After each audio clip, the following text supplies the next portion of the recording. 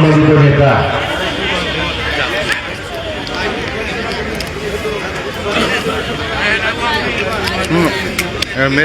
সাবেক তিনবারের প্রধানমন্ত্রী, যিনি তার জীবন দশায়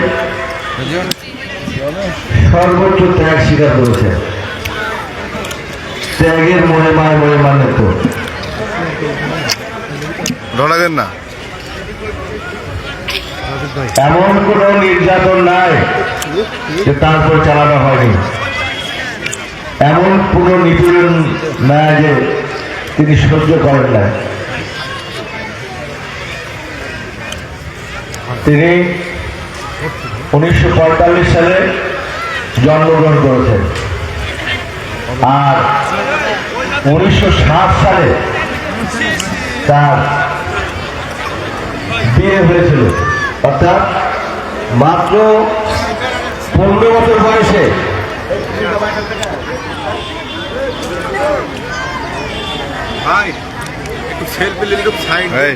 মাত্র 15 বছর বয়সে ওনার বিবাহ হয়েছিল।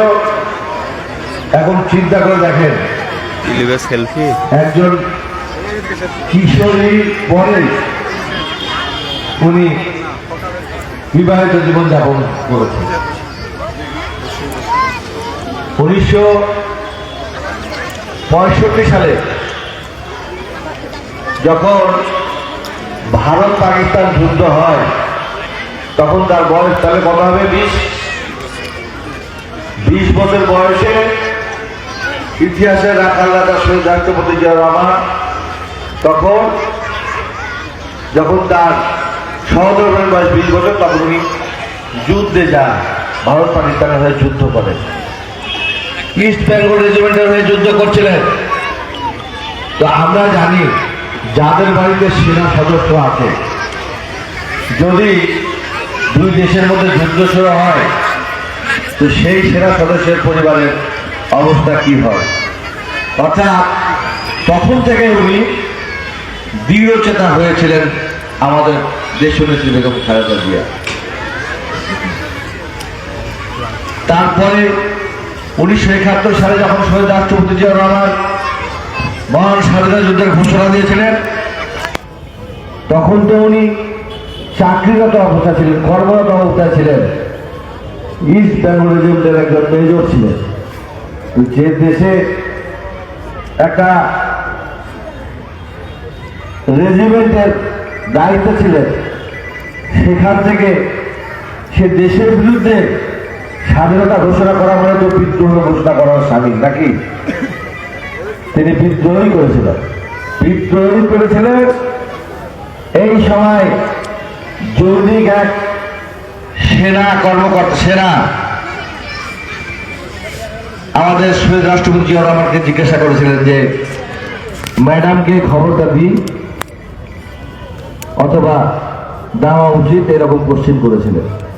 তখন উনি বলেছিলেন, তুমি কি তোমার স্ত্রীকে খবর দিতে পেরেছ?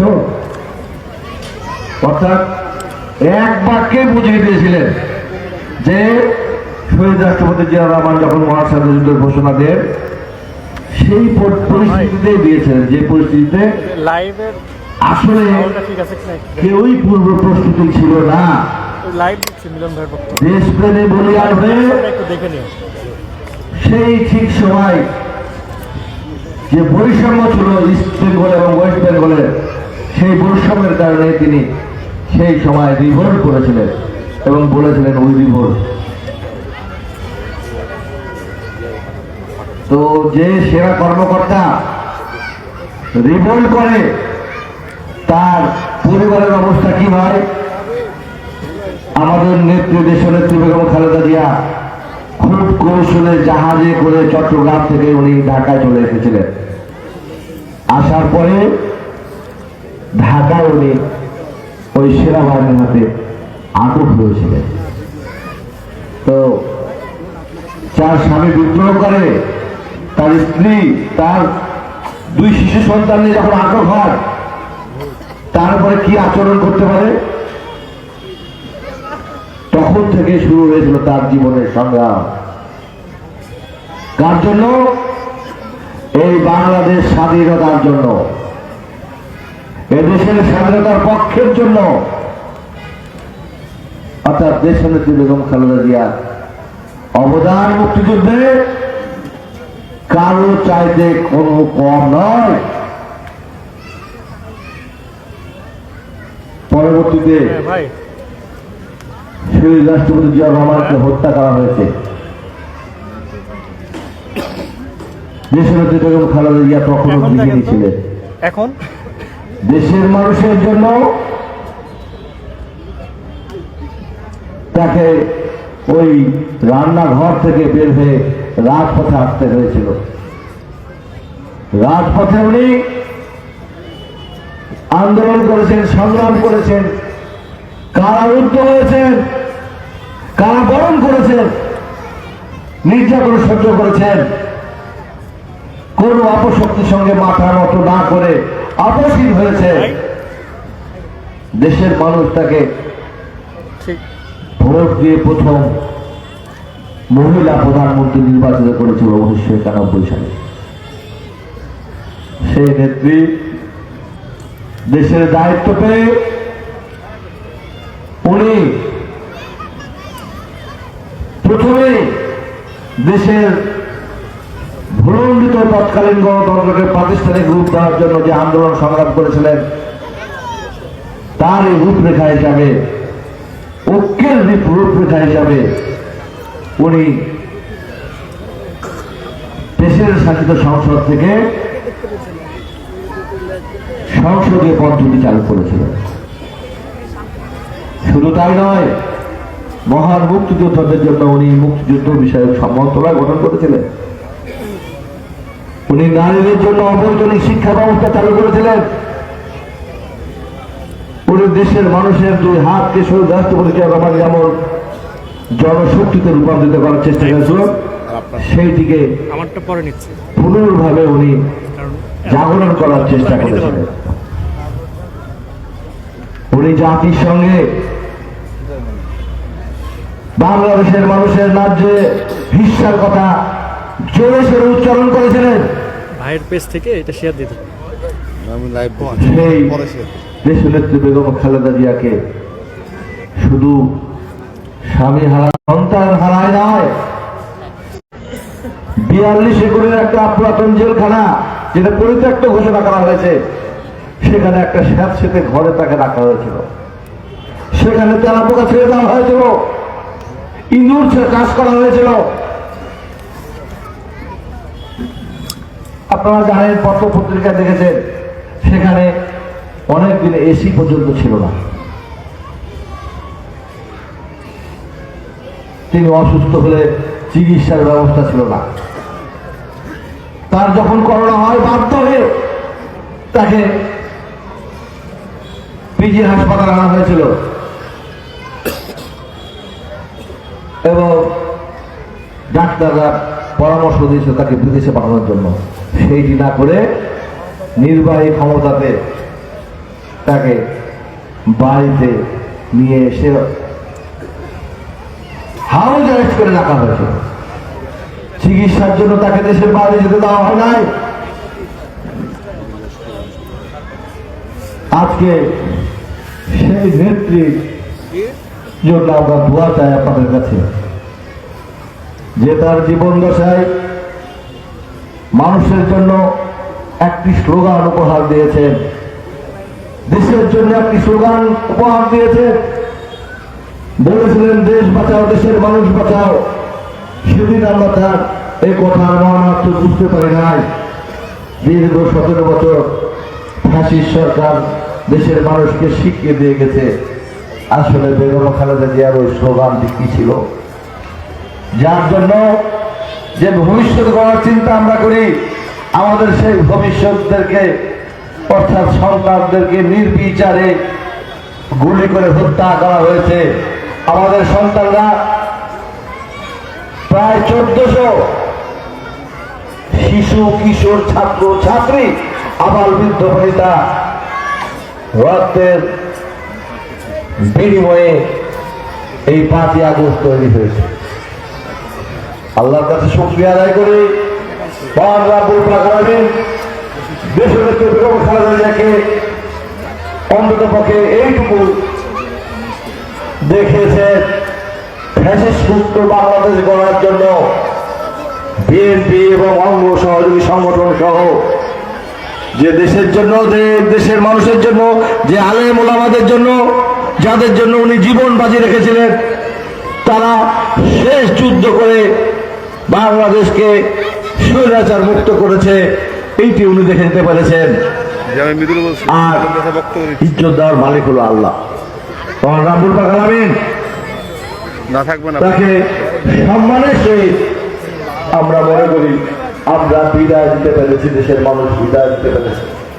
তিনি তার জীবন দিয়ে প্রমাণ করে দিয়েছেন দেশের জন্য যেটি সবচেয়ে জরুরি সেই জীবনটা একটা রাখতে হবে সবাইকে। জাতীয় স্বার্থে, দেশের স্বার্থে একটা রাখতে হবে। 26টি দেশের রাষ্ট্রপ্রধানদের প্রতিনিধিরা সেদিন জানা ছিল, এদেশের সকল আলোচনা জানা ছিল। বিশ্বে এমন কোন দেশের তৈরি হয় নাই, যন্ত্রাংশ তৈরি হয় নাই, যে যন্ত্রাংশ নিয়ে বলে দিতে পারে দেশের জানা যায় মানুষ কত। আজকে গোটা বিশ্ব হতভা, গোটা বিশ্বের সবচেয়ে বড় জানা অনুষ্ঠিত হয়েছে, যেটি হয়েছিল রাষ্ট্রপতি জিয়া রহমানের মৃত্যুর পরে। সেই রেকর্ডগুলো ছাড়িয়ে গিয়ে নতুন রেকর্ড তৈরি হয়েছে এবং বিশ্বের কোথাও নাই রাষ্ট্রপ্রধান দাম্পত্য দল পাশাপাশি শুয়ে থাকে, শেষ দলের মতো কমরে, সেইটা বিশ্বে কোথাও রেকর্ড নাই। সেই ব্যক্তির যারা আজকে দোয়া করার জন্য আমরা এখানে উপস্থিত হয়েছি, সেই জিয়া পরিবারের বাংলাদেশের মানুষের প্রাণের স্পন্দনের জন্য আমরা আজকের এই দোয়ার আয়োজন করেছি। সেই আয়োজনের সম্মানিত সভাপতি, আমাদের এই ইউনিয়ন বিএনপি সভাপতি প্রফেসর রিজানুল সাহেব, উপস্থিত আমার কমাল উপজেলার সভাপতি আলী হোসেন, সদস্য সচিব আমাদের আব্দুল রাজ্জাক, আমাদের সাবেক মেয়র শেখ মকবুল হোসেন, আমাদের রাজশাহী কলেজের সাবেক আমার প্রিয় শিক্ষক রাজ্জাক সাহেব, আমাদের জাতীয়তাবাদী মহিলা দলের সভানেত্রী, আমাদের কৃষক দলের সভাপতি, আমাদের স্বেচ্ছাসেবক দলের সভাপতি, আমাদের অঙ্গ সহযোগী সংগঠনের সকল পর্যায়ের নেতৃবৃন্দ, আমাদের সাবেক কমার সভাপতি শাহজাহান ভাই সহ অনেক সাবেক চেয়ারম্যান মেম্বাররা আছেন, নেতৃবৃন্দ আছেন। আমি নাম বললে আমাদের জেবার রবি থেকে শুরু করে বলে ছোট বড় অনেক নাম আছে, সবার নাম আমরা বলতে পারবো। আমি নাম বলে সময় ক্ষেপণ করতে চাই না, সহ আমার প্রিয় এই পাড়েঘাট ইউনিয়নের পা ফাটা কৃষক, শ্রমিক, ব্যবসায়ী সহ সর্বশ্রেণীর দল মত নির্বিশেষে আলে বোলামা সহ নেতৃবৃন্দ, আমার সামনে মায়েরা বোনেরা, মায়েকে আমার যতদূর যায় যারা শুনছেন সবাইকে, আমাদের পার্টির বর্তমানে আজকে ইনশাল্লাহ চেয়ারম্যান হবেন আমাদের জনাব তারেক রহমানের হয়ে, বাবা মোহনপুরবাসী হয়ে আপনাদেরকে জানাই সশস্ত্র সালাম এবং কৃতজ্ঞতা। আপনারা সবাই জানেন ইতিমধ্যে ত্রয়োদশ জাতীয় সংসদ নির্বাচনের শিডিউল ঘোষিত হয়েছে, নির্বাচনী আমেজ রয়েছে, কিন্তু আমরা সেই দিকে যেতে পারছি না। কারণ আমারও তো আশা ছিল যে আমার নেত্রী দেশনেত্রী বেগম খালেদা জিয়া রাজশাহীতে এসে অন্তত পক্ষে আপনাদের সামনে বলবে যে আমার বিরোধকে আপনাদের সামনে রেখে গেলাম, আপনারা তাকে দেখে দোয়া করে সে কিন্তু আর হয় নাই। আমরা সেই জন্য দোয়ার মাধ্যমে আমাদের সমস্ত কিছুকে সংযত করে রেখেছি। আমি আপনাদের কাছে দোয়া চাই আমাদের দেশের বেগম খালেদা জিয়ার জন্য, আমাদের ইতিহাসে রাখা শহীদ রাষ্ট্রপতি জিয়া রহমানের জন্য, আমাদের তাদের কনিষ্ঠ সন্তান আরাফাত রহমান কোকোর জন্য আমি দোয়া চাই। আমাদের এই অঞ্চলে যে সমস্ত প্রবীণ নবীন অনেকেই আমাদের ছেড়ে চলে গেছে, আজকে আমার মনে পড়ছে আমার অত্যন্ত শেষ পর যুব দলের আমার আখতারুজ্জামান জামান সহ অনেক নেতৃবৃন্দ আমাদের ছেড়ে চলে গেছেন এবং আমাদের আত্মীয় স্বজন অনেকে মারা গেছে, তাদের জন্য আমরা দোয়া করব। এখনো জুলাই আগস্টে যারা অসুস্থ হয়ে আছে, চিকিৎসা চলছে অথচ সুস্থ হন নাই, তাদের জন্য আমরা আসলে মুক্তি কামনা করব। যারা অসুস্থ হয়েছেন তাদের জন্য আমরা আসলে মুক্তি কামনা করব এবং আমাদের যে সমস্ত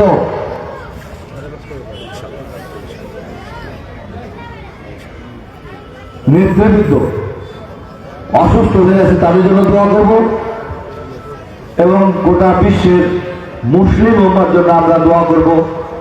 আমাদের দেশ ও জাতির জন্য আমরা দোয়া করব। আমরা বাংলাদেশে যেন সাম্প্রদায়িক সম্প্রীতি বজায় রেখে বাংলাদেশকে আগামী দিনে আমাদের নেতা তারেক রহমান গত 25 ডিসেম্বর জাতির কাছে যে বক্তব্য দিয়েছেন তার স্বদেশ প্রত্যাবর্তনে উনি বলেছেন যে বাংলাদেশ আমাদের সবার আগে বাংলাদেশের স্বার্থকে সামনে রেখে, সবার আগে বাংলাদেশের স্লোগানকে সামনে রেখে আমরা আগামী বাংলাদেশ বিনির্মাণ করব। যে বাংলাদেশে বেকার যুবক ভাইয়েরা কর্মসংস্থান হবে, যে বাংলাদেশে মায়েরা বোনেরা স্বনির্ভর হবে, তাদের জন্য যে ফ্যামিলি কার্ডের ব্যবস্থা করা হবে, যে সমস্ত পা ফাটা কৃষক ভাইরা সময় মতো বীজ পান না, সার পান না, কৃষকের ন্যায্য মূল্য পান না, তাদের যেন পাওনা ঠিক মতো তাদের কাছে পৌঁছায়, সেই জন্য যে ফ্যামিলি কার্ডের ব্যবস্থা করা হবে।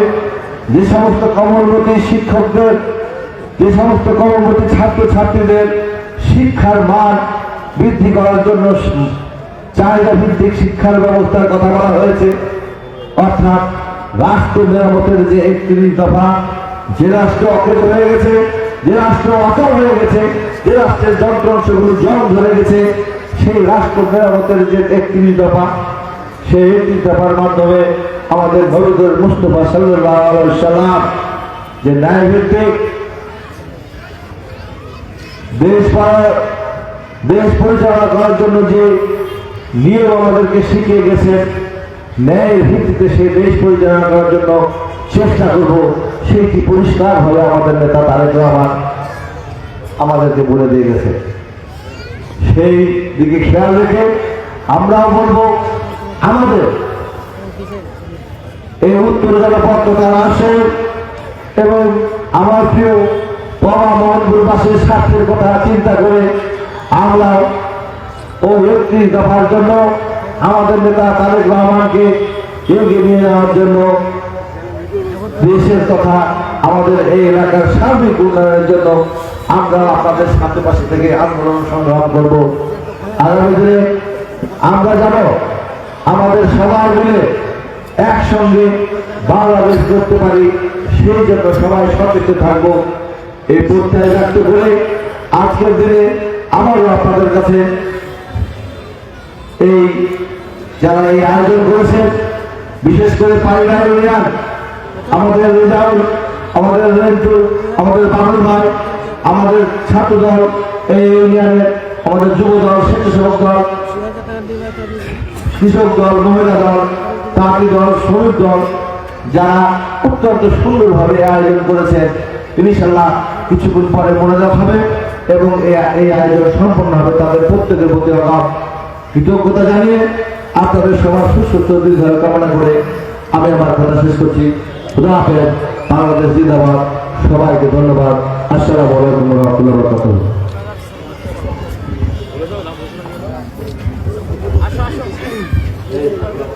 সম্মানিত সুধী, এতক্ষণ আপনাদের সামনে বক্তব্য রাখলাম বাংলাদেশ জাতীয়তাবাদী দল কেন্দ্রীয় নির্বাহী কমিটির সহ পুনর্বাসন বিষয়ক সম্পাদক, রাজশাহীতে বাবা মহানপুরের মামাটি মানুষের নেতা, যিনি বিগত 18 সালে ধানের শীষ প্রতীক নিয়ে ভোট করেছিলেন এবং আগামীতেও ধানের শীষ প্রতীক নিয়ে ভোট করবেন আমাদের সেই জননন্দিত জননেতা অ্যাডভোকেট শফিকুল হক দুলাল ভাই।